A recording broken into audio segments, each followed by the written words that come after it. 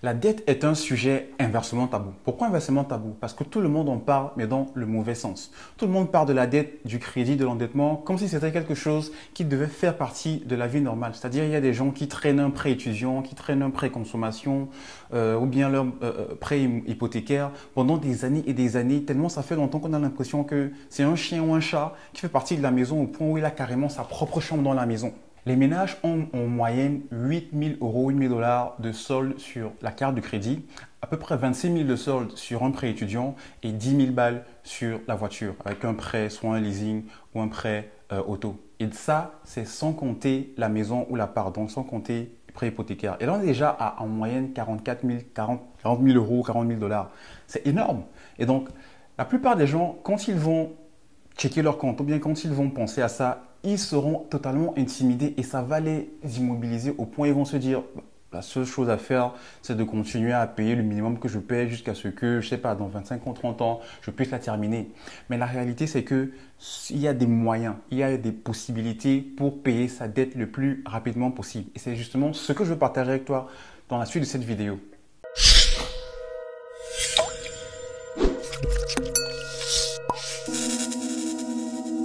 Alors, comme dans toute situation de maladie ou bien de problème, il faut d'abord évaluer la situation. Pour évaluer la situation, c'est pour savoir exactement où je me trouve et qu'est-ce que je peux faire pour justement sortir. Et donc, quand il s'agit de la dette, il faut évaluer sa capacité d'épargne parce que c'est avec ta capacité d'épargne que tu es capable de payer ta dette au fur et à mesure et de voir justement où est-ce que tu peux gratter un peu plus de sous à la fin du mois ou à la fin de l'année pour ajouter au minimum que tu payes chaque mois sur les différentes lignes de crédit que tu as. Donc, pour ça, il faut savoir exactement combien je gagne, c'est-à-dire qu'est-ce que j'ai comme revenu, et aussi combien je dépense chaque mois, qu'est-ce qui sort. Et la différence entre les deux, revenus moins dépenses égale épargne. Et donc, c'est cette épargne-là qui te permet justement de pouvoir payer un peu plus. Donc, il y a deux grandes méthodes. Tu vas au Canada, aux États-Unis, en France, en Europe, en Asie, il y a deux grandes méthodes principales qui permettent de payer la dette rapidement. La première, c'est la méthode dite avalanche.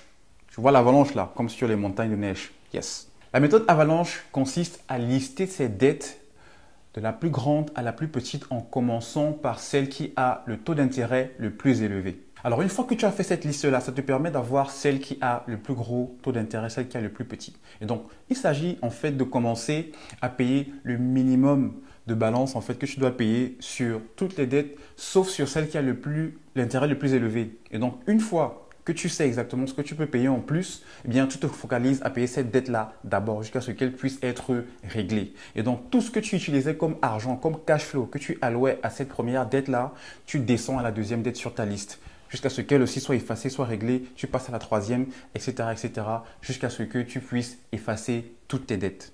Et donc, ça, c'est une méthode dite mathématique. Ça, c'est une méthode basée sur la logique mathématique. Pourquoi? Parce que it does make sense que tu commences à payer les dettes qui ont le plus gros intérêt. Parce que comme ça, là, tu réduis en fait ce que tu aurais dû payer si tu commençais par le côté inverse. Mais le souci avec cette technique, c'est que, eh bien, nous, les êtres humains, nous sommes des personnes émotionnellement chargées. C'est-à-dire que nous sommes émotionnels, on va stresser, on peut être intimidé, on a du mal à se discipliner et à rester diligent avec le temps. Donc du coup, quand tu commences à payer celle qui a le plus gros intérêt, et que tu regardes celle qui reste après, tu te dis waouh! Surtout que ça ne veut pas dire que celle qui a le plus petit intérêt est celle qui a le plus petit solde. Donc du coup, tu peux dire que je viens de commencer, mais je n'arrive pas vraiment à faire des gros efforts et donc te décourager en cours de route et abandonner. Donc c'est pour ça qu'il y a la deuxième méthode qui est la méthode dite boule de neige. Alors, la méthode boule de neige consiste ici aussi à lister toutes ces dettes de la plus grande à la plus petite en commençant par celle qui a le plus petit solde. Donc, on fait un tout petit peu l'inverse de ce qu'on faisait avec la méthode avalanche où on commençait par celle qui avait le plus gros taux d'intérêt. En commençant avec le plus petit solde, tu fais la même chose. Tu payes le minimum requis sur toutes les autres dettes, mais tout ce que tu peux économiser en plus, tu te focalises à payer d'abord la première dette, celle qui a le plus petit solde. Et donc, une fois que tu l'as réglé entièrement, tu prends le même cash flow, le même argent, la même somme que tu utilisais pour régler cette première dette-là, tu l'alloues à la seconde dette. Tu payes en plus du minimum, pap, elle est effacée. Après quelques mois, tu passes à la seconde, tu passes à la troisième, ainsi de suite jusqu'à ce que tu règle toutes les dettes que tu avais sur ta liste. Pourquoi cette méthode est un peu plus efficace? Comme j'ai dit tantôt, nous sommes des êtres humains, donc nous sommes émotionnellement chargés.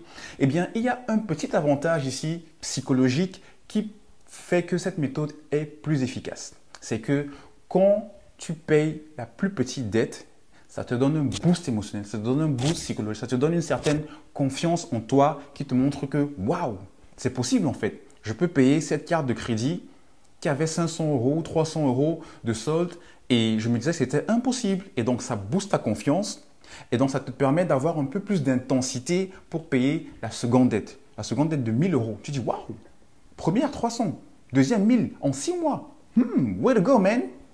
Ça te booste encore. Et là, tu commences à avancer en te disant waouh, je vois les résultats et en même temps, je suis boosté.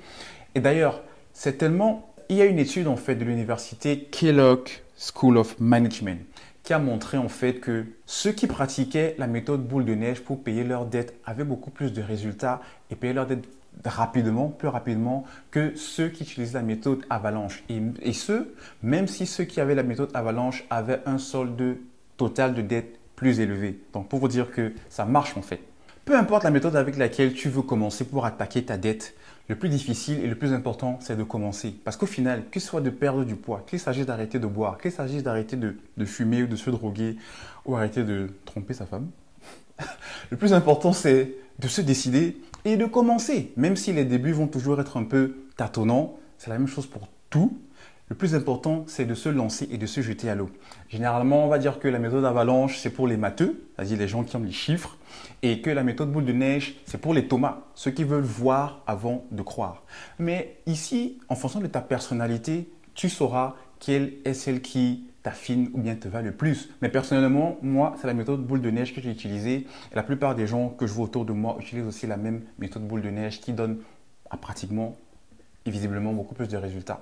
Donc voilà les amis, les deux méthodes qui permettent de pouvoir payer ses dettes rapidement. Comme j'ai dit au début de la vidéo, ta dette n'a pas besoin d'être quelque chose que tu traînes comme un boulet pendant 30 ans. Peu importe que ce soit une dette que tu as prise pour aller en vacances, un crédit conso, leasing pour la voiture ou même le prêt hypothécaire pour ta maison ou ton appart. Non. Si tu utilises une de ces deux méthodes, c'est garanti que tu vas y arriver si tu mets l'intensité et la diligence, discipline qu'il faut. Si cette vidéo t'a apporté une valeur ajoutée, quelque chose que tu ne connaissais pas, merci de me donner un petit pouce bleu. Ça me booste, ça me fait un petit plaisir et ça me permet de faire encore plus de vidéos intéressantes comme ça qui nous permettront de reprendre le contrôle de nos finances.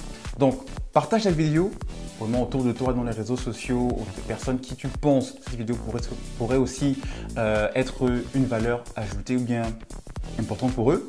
Et je te dis donc à la prochaine vidéo. D'ici là, porte-toi bien. Allez, ciao.